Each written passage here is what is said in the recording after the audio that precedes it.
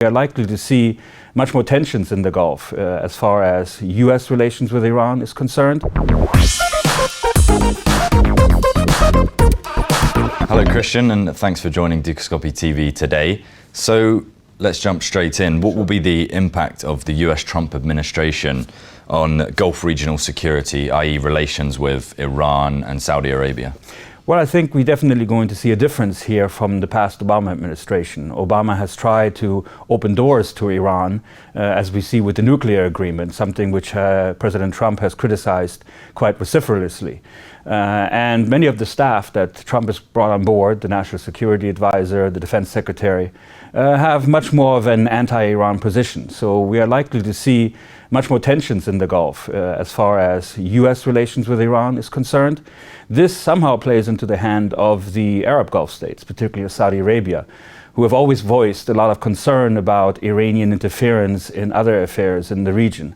So this plays much more into the hands of the Gulf states. We probably will see a solidification of US-Saudi relations in that case, it's said. But again, it raises tensions in the Gulf, and we're not sure yet how far the Trump administration will take this. So what is the outlook for the stability of the Gulf Cooperation Council states? Well, I think overall the Gulf Cooperation Council states are going through a tremendous amount of transition. We have seen the oil price decline by more than 50% over the last couple of years, and this has impacted internal budgets.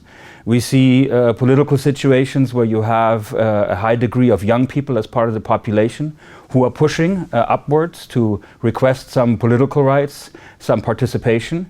And this is all kinds of aspects that the governments in the region need to take care of.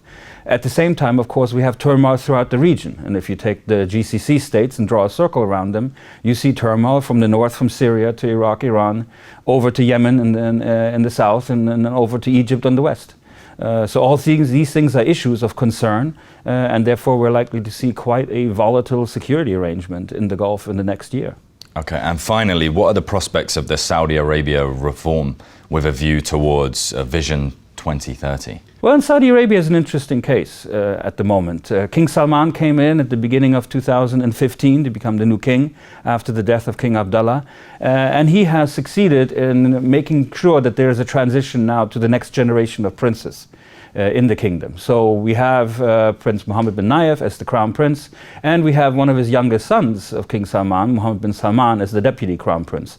And he's really been the driving force of a lot of economic reform programs.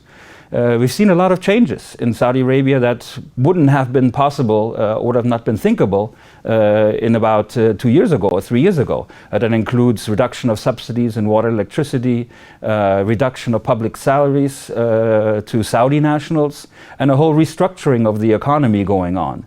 On the one hand, this is going to cause a lot of dislocation in the country, and there are question marks about how far this reform program will actually be implemented. At the other hand, it's a clear signal that given the lower oil prices, the Saudi welfare state needs to reform, needs to diversify, and there's a little bit of a hope that some of these aspects will be successful and put the Saudi economy on a much more solid basis down the road. Christian, thank you very much. Sure. Thank you very much. Good to be here.